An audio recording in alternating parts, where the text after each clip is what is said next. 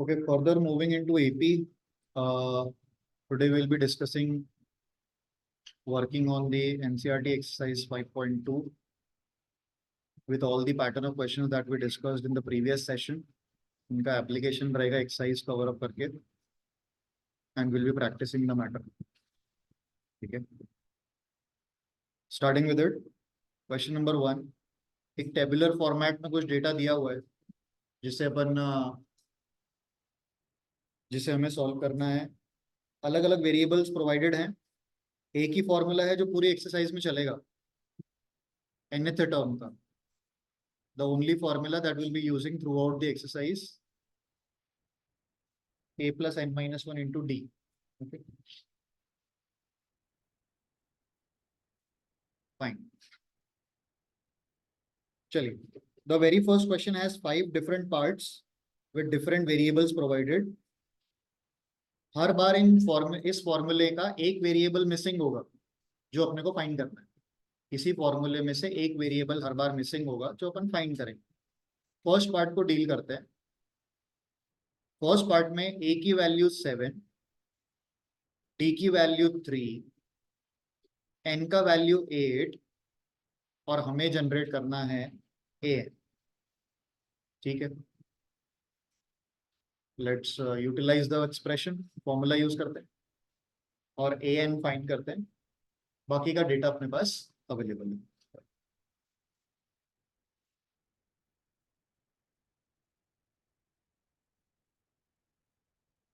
an is equals to a plus n minus 1 into d. 7 plus 7 into 3, 7 plus 21, and we get 28.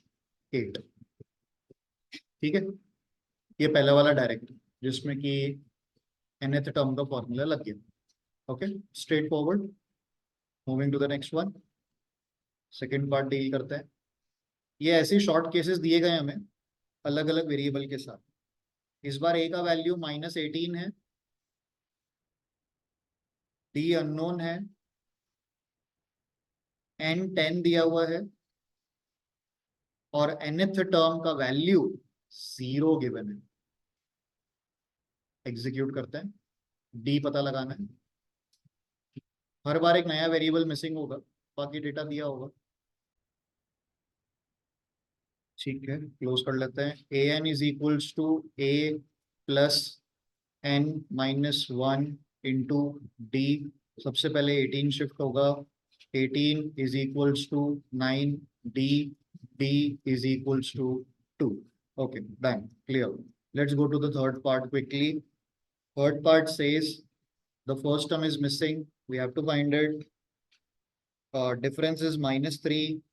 n is 18 and nth term is -5. Okay, they are just making us practice the calculation part, nothing else. We have to find a from here.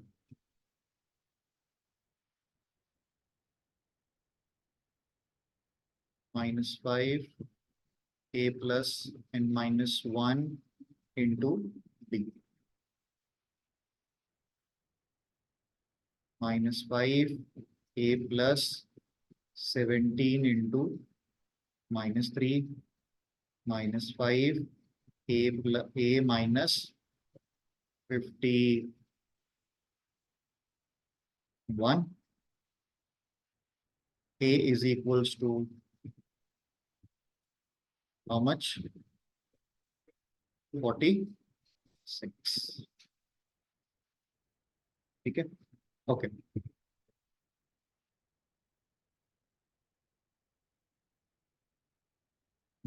What is 6?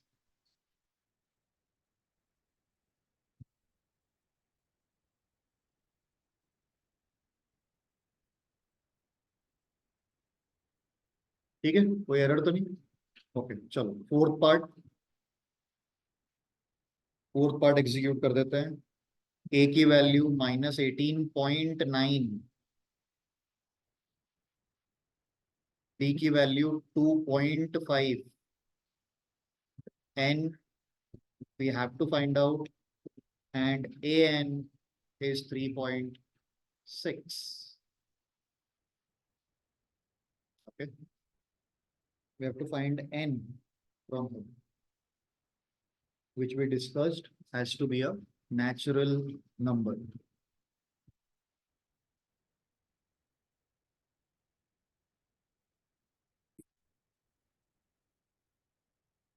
3.6 is equals to A plus N minus 1 into D. Okay, सबसे पहले ये वाला shifting होगा,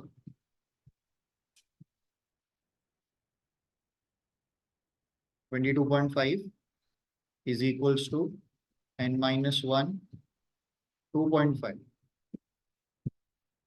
2.5 से divide हो जाएगा,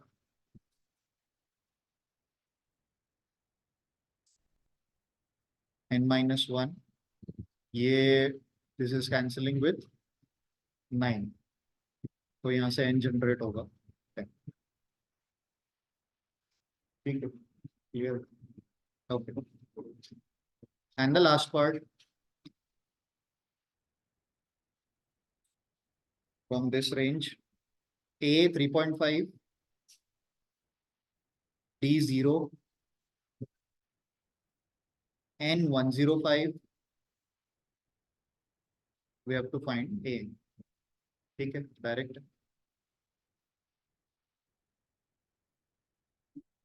A N अपने को आइडेंटिफाई करना है. तो it's a straightforward question. A plus N minus 1 into D. तो D was 0. तो although भी अपने को पता था कि it would come out to be the same, that is again 3.5. ठीक है, थ्योरी में तो ऐसे क्वेश्चन बिल्कुल नहीं आएंगे. ऐसे क्वेश्चन अगर आते भी हैं तो एमसीक्यू में आते हैं, तो ऑप्शन टिक लगा के अपने को आगे बढ़ना होता है इस कैटेगरी वाले. चलिए आगे बढ़ते हैं. अभी हमें 2 एमसीक्यूज दिए हुए हैं, एग्जीक्यूट कर लेते हैं. Question number 2, part 1. They have given us an AP 1074 and asking us the 30th term. ठीक है, a similar kind of execution again. We are provided with a AP. We have to find the 30th term of this AP. Let's find the 30th term of this AP.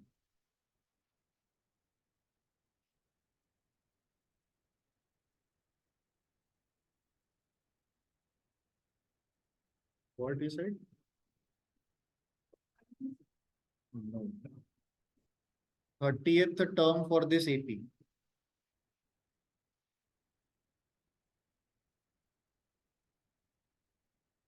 Okay. So it was again an application of A plus N minus 1D. All the data is provided except the AN. And when we substituted the data, 30 minus 1 into minus 3, that gives me 10 plus 29 into minus 3. That gives us minus 87. And the final answer is minus 77. Minus 77. ठीक है ना. सीधा ही application था, मतलब इसमें error की गुंजाइश नहीं होनी चाहिए थी बिल्कुल भी. अगला वाला एमसीक्यू कर लेते हैं. इसी ग्राउंड पर है, एक एपी दिया हुआ और एक टर्म पूछी है.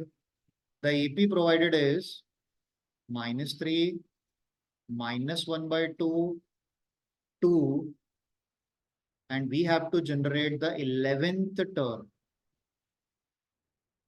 Okay, let's do this now. 11th term to be generated.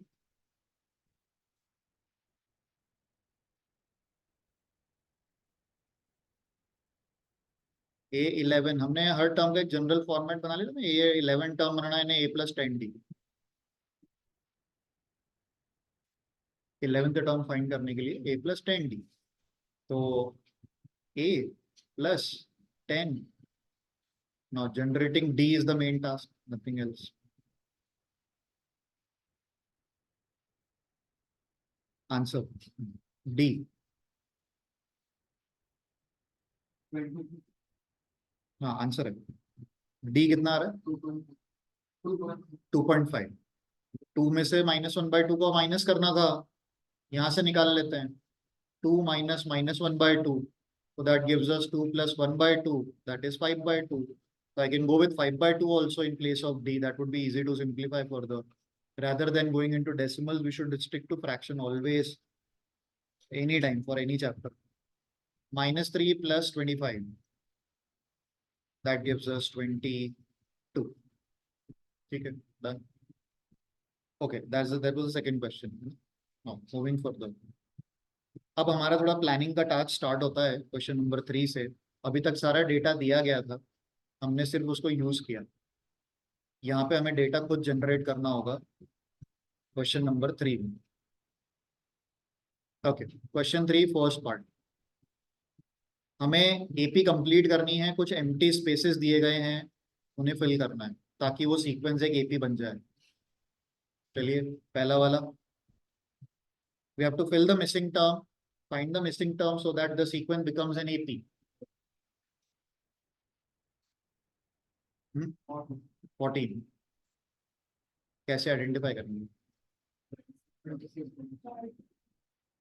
26 minus 2 तो 24।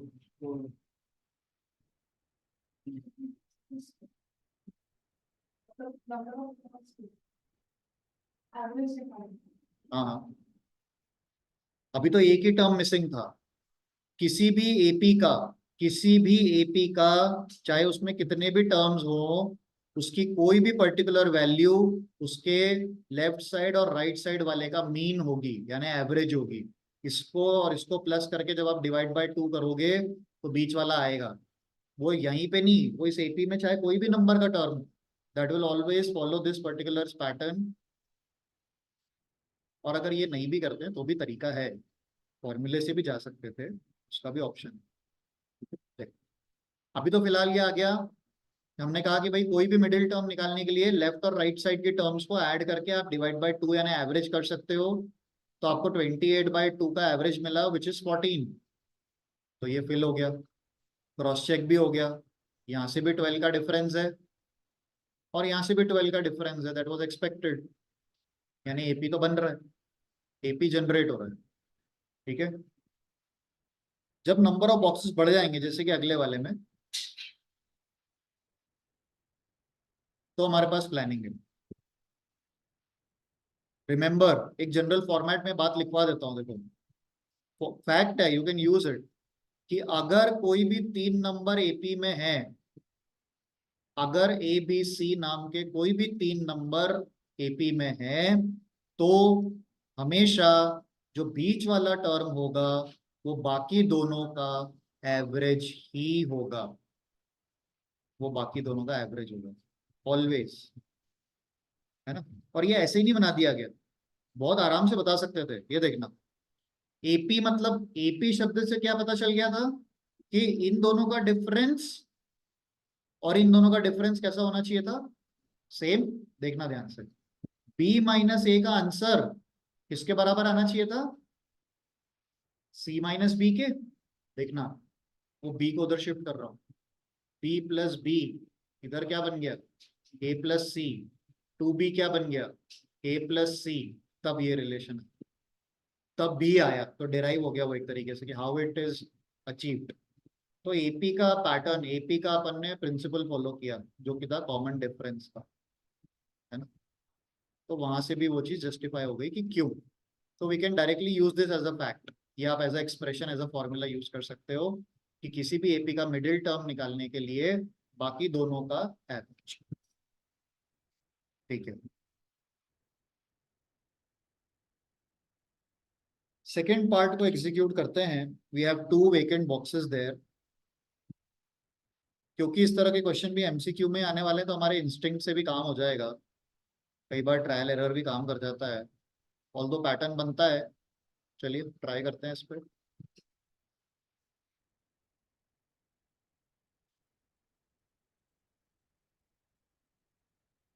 ये वाला बॉक्स मिल जाएगा ना डायरेक्ट, कितना?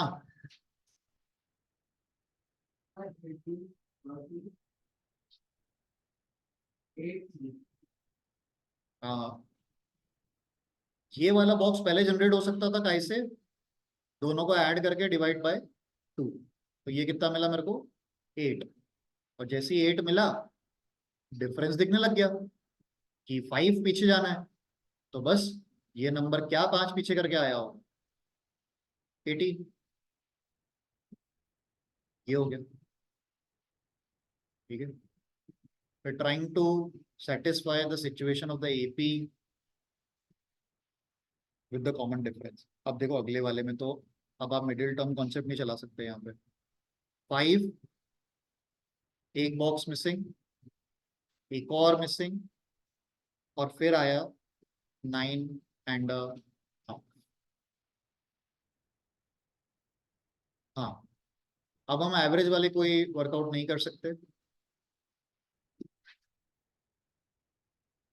ना, हुआ तो।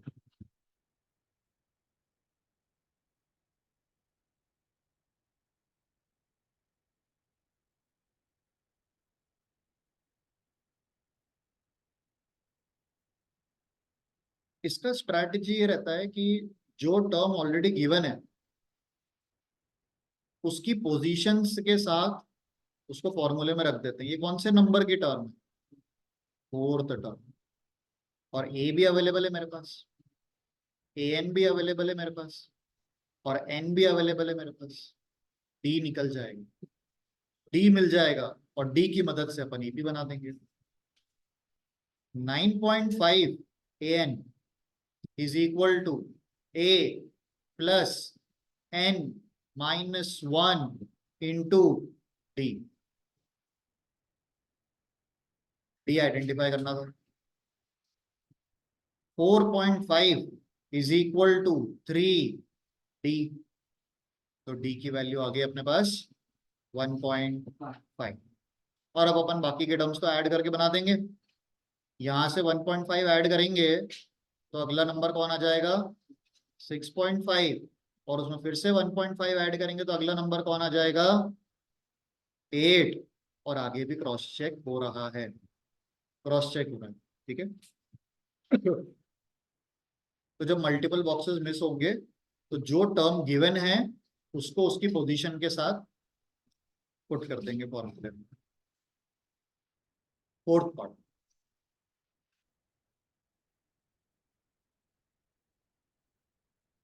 इसमें तो वही पैटर्न फॉलो करना पड़ेगा। मल्टीपल 4 मिसिंग प्लेसेस हैं,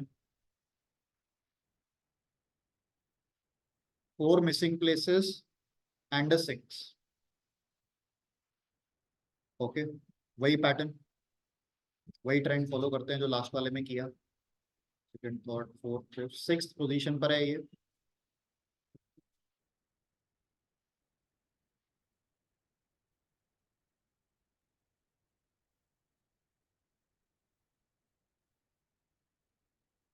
डी आइडेंटिफाई करना है इसका।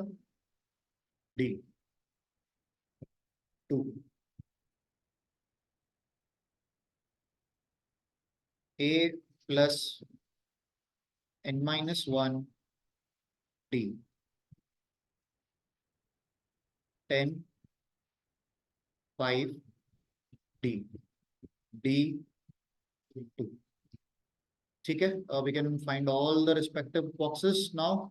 +2, answer will be -2, then 0, then a 2 and a 4।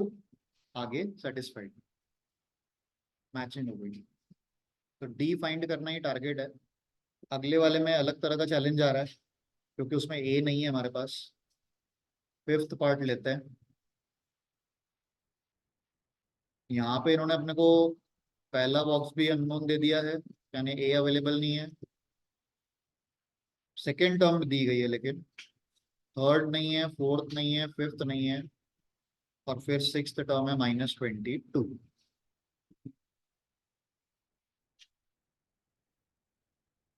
हाँ, एब्सोल्युटली। ये जो अभी ऊपर एक ही प्लेस दिया था तो अपन ने एक इक्वेशन बनाई, अब दो बनेंगी और दोनों को आपस में सॉल्व कर देंगे। एक सेकंड पोजीशन की बनेगी और एक सिक्स्थ की बनेगी, दोनों पोजीशन की इक्वेशन बनेगी और सॉल्व करेंगे।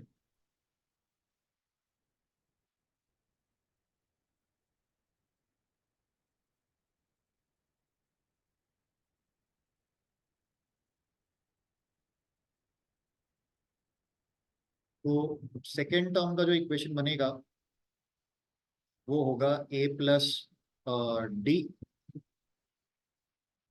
और सिक्स्थ टर्म का जो इक्वेशन बनेगा वो होगा ए प्लस 5d, और इनको सब्ट्रैक्ट कर रहे हैं। ए से ये कैंसिल हो गया, 60 is equal to -4d, d is equal to minus,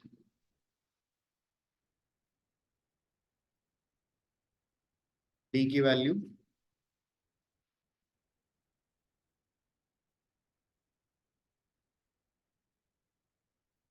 15।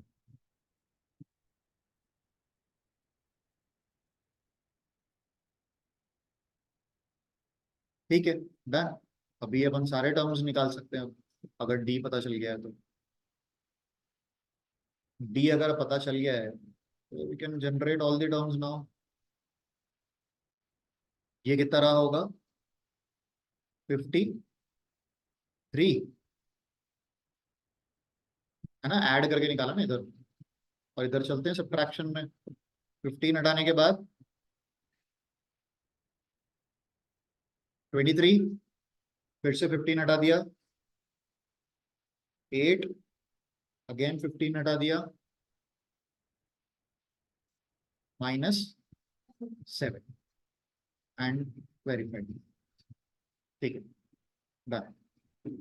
चलो, अभी वर्ड प्रॉब्लम्स का सेक्शन है, एक दो टर्म हटा के तो सारी वैरायटी अभी वन बाय वन आने लग जाएंगी, जो जो अपन उस दिन डिस्कस कर रहे हैं। क्वेश्चन नंबर 4 पे चलते हैं।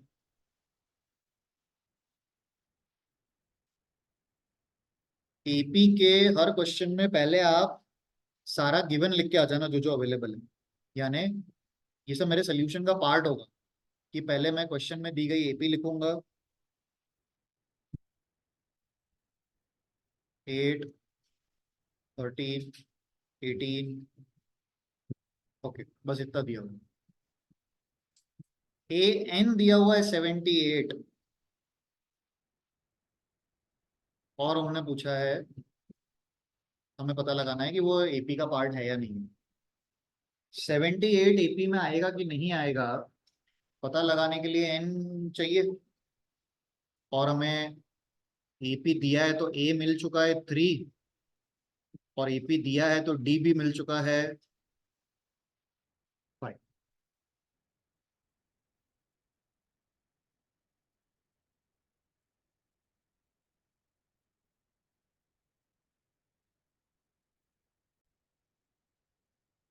78 is equals to 3 plus n-1, 5। सबसे पहले 3 माइनस हुआ, 75 बना, n-1 इंटू 5, उसके बाद 5 डिवाइड हुआ, और यहाँ पे n-1 रहेगा। ये हमारे पास आ गया कितना, 15, तो n का वैल्यू कितना आ गया, 16। 16th term of the AP is 78। 16th term of the AP is 78. Concluding statements, all है ना, mandatory always to complete the 3 marker in boards। जो भी पूछा गया है उसी को कंक्लूडिंग स्टेटमेंट में डालना है। Moving to the fifth number variety, number of terms find करने के लिए कहे गए हैं। First part, the given EP is 7, 13, 19 till 205.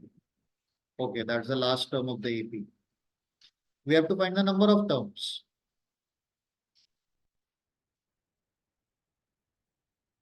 पिछले सेशन में जो अपन ने मल्टीपल्स वाले क्वेश्चंस किए थे फैक्टर्स वाले, तो यही तो थे। नंबर ऑफ टर्म्स निकालना मतलब इसकी पोजीशन पता लगा, इसका जो पोजीशन होगा उतने ही नंबर ऑफ टर्म्स एपी में होंगे। बाकी सारा अवेलेबल है, उसका एन पता लगा लो।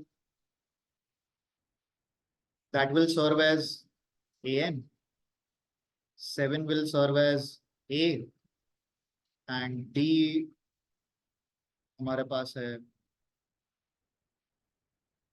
ठीक, तो we have all the variables available except n. इसको रख देते हैं 205 7 6। we'll subtract 7 first,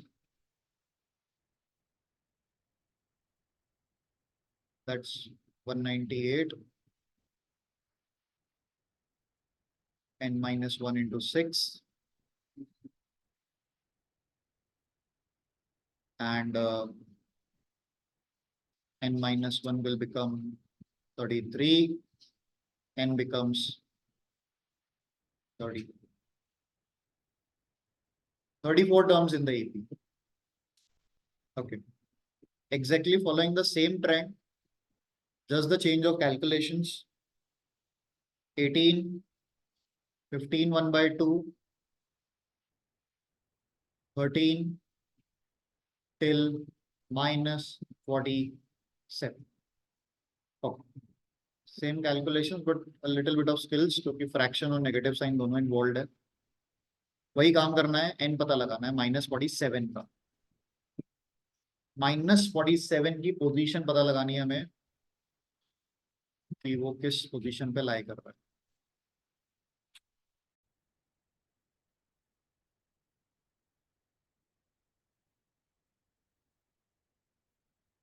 -47 a plus n minus 1 into d, and d is, sorry, -2.5 minus, ठीक है, -5/2, विल टेक 5/2। ठीक, फाइन। ये सबसे पहले तो ये शिफ्ट होगा, दैट गिव्स अस -65, और n-1 के साथ हमारे पास -5/2 रखा हुआ है। ये माइनस और ये माइनस हम कैंसिल कर देंगे, 2 और 5 दोनों को उधर ट्रांसपोज करेंगे। 65 ऑलरेडी देयर, 2 भी जाएगा, 5 भी ट्रांसपोज होगा, n-1 is still intact, 13, that gives us 26 for n-1, n will come out to be 27। सिर्फ कैलकुलेशन करना जरूरी नहीं है, कैलकुलेशन को इजीएस्ट और सिंपलेस्ट वे में करना जरूरी है ताकि टाइम बचे।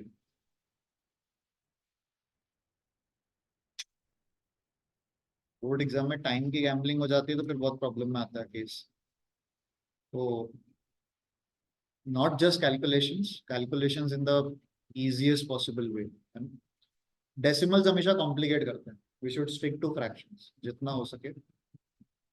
जब कोई ऑप्शन नहीं बचा है तब जाके उसको कन्वर्जन देना पड़ता है डेसिमल में, अदरवाइज अवॉइड करेंगे। चलिए अब आ जाते हैं, आगे बढ़ते हैं। Question number 6। एक टर्म को चेक करना है कि वो एपी का पार्ट होगा या नहीं होगा। ठीक है, एपी प्रोवाइडेड है 11 8 5 2,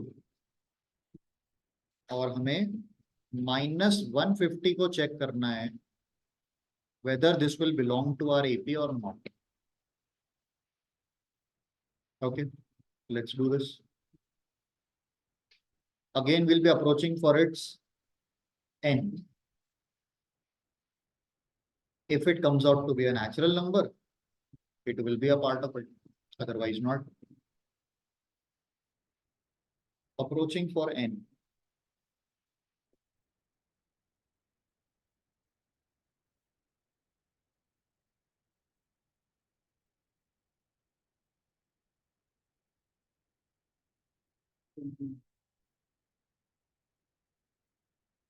11 will serve as A.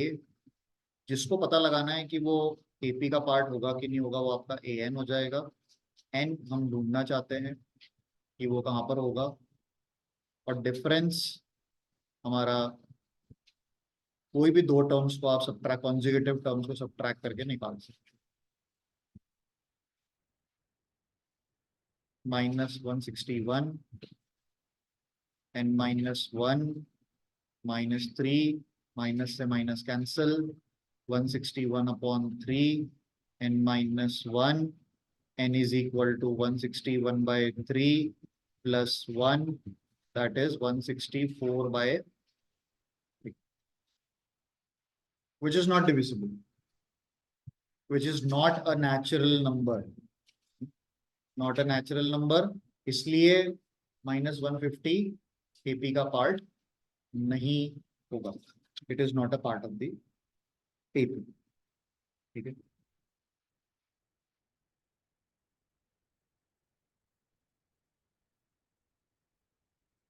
Okay. अभी हमारे पास लाइन से 4 से 5 क्वेश्चंस इक्वेशन फॉर्मिंग के ऊपर आ रहे हैं, 7th ऑनवर्ड्स। दो टर्म्स की इंफॉर्मेशन तो होगी तभी हम दो इक्वेशंस क्रिएट कर पाएंगे। Okay, let's check out the 7th one. They are asking us to find the 31st term, they are asking us to find the 31st term. अब मैं उसको प्रेजेंटेशन में दिखाता हूँ direct. 31st term means A31 has to be finded out. 11th term is 38। Okay, ये अपन given information लिख रहे हैं। 16th term is 73। ठीक है, these two will help us to make the equation। पहला टारगेट है A और D फाइंड करना इन दोनों इक्वेशंस में से, जिसे अपन यूज करके A31 में एंटर करेंगे।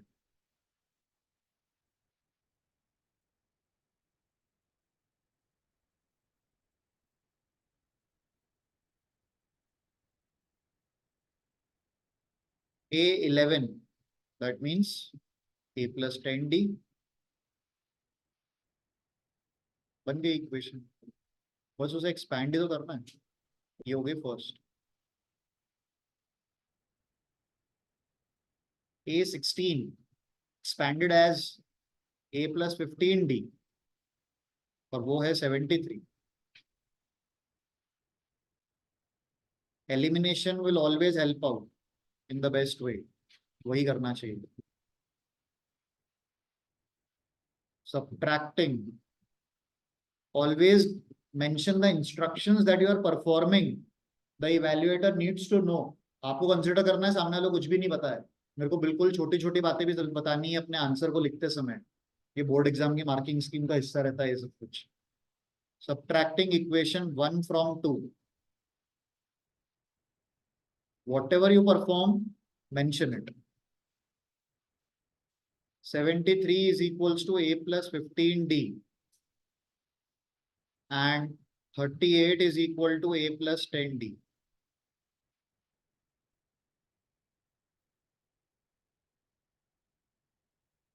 Subtracting them,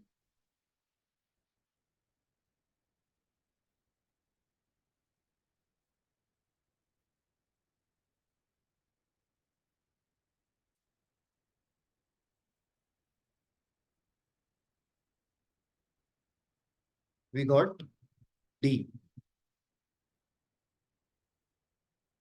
और जैसा हम लीनियर इक्वेशन में करते थे, x फाइंड करने के बाद y निकालने के लिए, put this value of D in either 1 or 2 to find A। Putting value of D in equation, okay, let me take the first one here। वो चॉइस है, कोई सी भी हो सकती थी, फर्स्ट या second, anyways. The equation is A plus 10D is equal to 38। A we are interested in, D is 7, it becomes 70,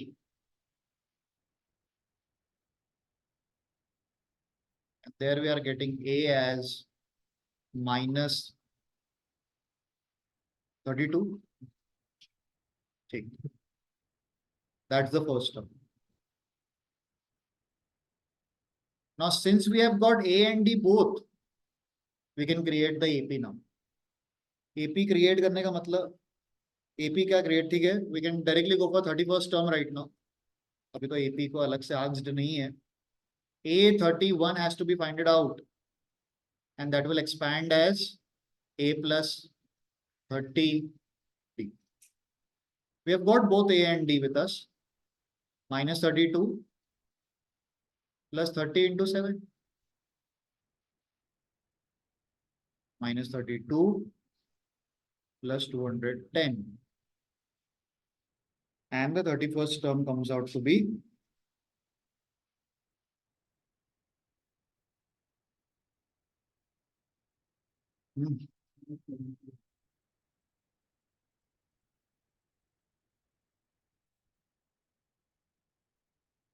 plus. Okay, that's our answer.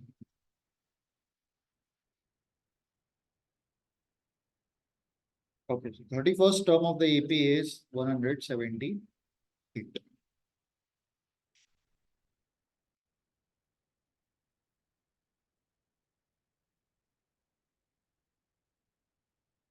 ये सब 3 मार्कर रेंज के क्वेश्चंस हैं, लाइन से सारे.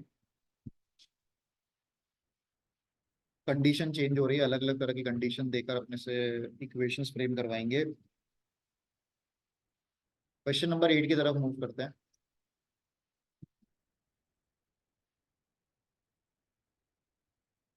Let's shortlist the data. An AP consists of 50 terms. Okay, there are total 50 terms in the AP, of which third term is 12. अच्छा, अब वो वहां लिखा है last term is 106.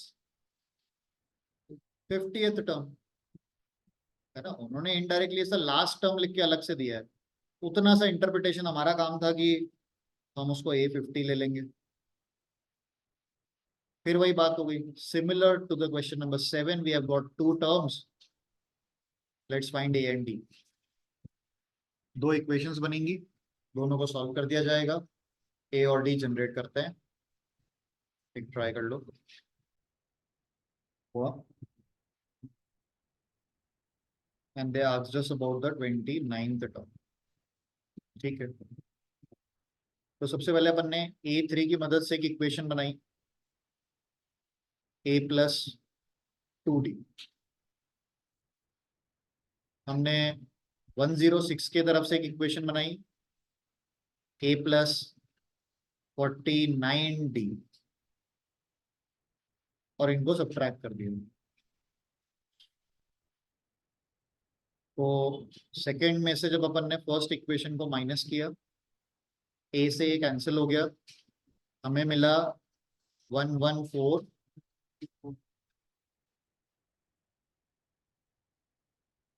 Answer final. A से A कैंसिल हो गया, 47D. D का वैल्यू आ गया हमारे पास 2. और इसको फर्स्ट इक्वेशन में प्लेस किया, A plus 4, A की वैल्यू आ गई 8. दोनों टर्म्स रेडी. अभी निकाल सकते थे A29, जिसे करने के लिए हमें A plus 28D करना होता है. 8 plus 28 into 2. 8 plus 56, which is 60. Okay. So that was the range of question number 8. Moving further, again the same range. We have 2 terms provided and we have to find some another value. Question number 9. Same ground.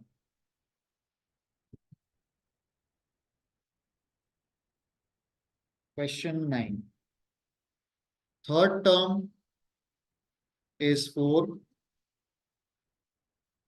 Ninth term is minus 8. Which term is 0? Okay, that means n पता लगाना होगा ना इस बार. तो 0 दिया हुआ है, term दिया हुआ है, ठीक है, विच टर्म इज जीरो। तो पहले तो वही टास्क जो अपन पिछले दो क्वेश्चन से करते हुए आ रहे हैं, वही काम करना है। दोनों से इक्वेशन बनानी है, ए और डी फाइंड करना है। उसी को यूज करके अपन जीरो को चेक करेंगे।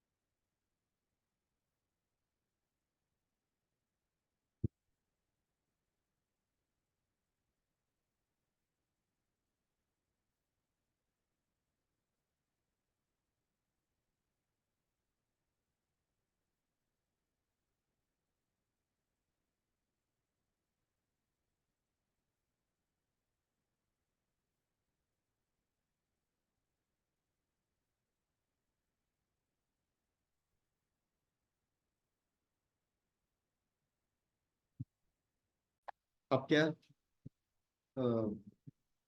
ए फाइंड करते हैं फर्स्ट वाली इक्वेशन में से। ये डी को यहाँ रखते हैं। 4 is equals to A plus 2 into -2। 4 is equal to a -4। A की वैल्यू 8। ठीक है, फर्स्ट टर्म इज 8, है ना। And now we have to find the position of zero. Zero is equals to A plus n-1 into D. ये zero की तरफ गया, -8, n-1 into -2। और अब ये -2 नीचे डिवाइड में जाएगा तो वहां कितना बचेगा, 4। 4 इज इक्वल्स टू n-1, तो n की वैल्यू कितनी आ जाएगी। That means zero is present at the fifth position. Zero is present at the fifth position. Condition आई डली है वहां पर। Question number 10। The 17th term of an AP exceeds its 10th term by 7। 17th term 10th term से 7 ज्यादा है। अब इसका बस इंटरप्रिटेशन तो सब कुछ है। क्वेश्चन, ये इंटरप्रिटेशन ही क्वेश्चन की पूरी मार्किंग दिलाएगा, बाकी तो सिर्फ कैलकुलेशन होगा। क्या क्रिएट करूं, 17th टर्म 10th टर्म से 7 ज्यादा है, तो A17 माइनस A10 इज 7। एक इक्वेशन यहां से बनेगी। अच्छा, बस इतना ही दिया है, find the common difference. Okay, we have to calculate D. ठीक है, और कुछ है ही नहीं, तो दोनों को अपनी अपनी पोजीशंस ओपन कर देते हैं। A17 ओपन कर देते हैं और A10 एक्सपैंड कर, दोनों को एक्सपैंड कर देते हैं। A17 will be return as A plus 16D। और अगर ब्रैकेट अब नहीं लगाया आगे, तो फिर वही गड़बड़ चल जाएगी। अगर यहाँ ब्रैकेट नहीं लगाया तो गलती हो जाएगी। A10 will be open as, will expand as A plus 9D equal to 7। अब इसको सॉल्व करके आपको D मिल जाएगा डायरेक्ट। इस इक्वेशन को एग्जीक्यूट कर देंगे तो D की वैल्यू अपने पास जनरेट हो जाएगी।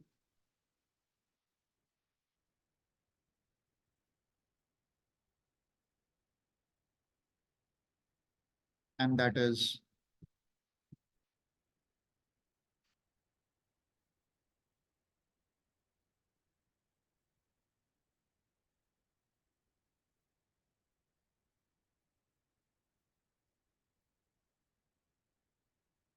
1। ठीक है, so they asked us just for the D in this particular one, the value is 1। ठीक है, exceeds, है ना, the difference। Okay, fine। So we have come halfway on the exercise till question number 10. The remaining 10 questions will be executed in the next session and we'll close this. फिर एक नया formula और एक नया concept, नई exercise के साथ आगे बढ़ेगा चैप्टर। पहले यहाँ तक डन करते हैं।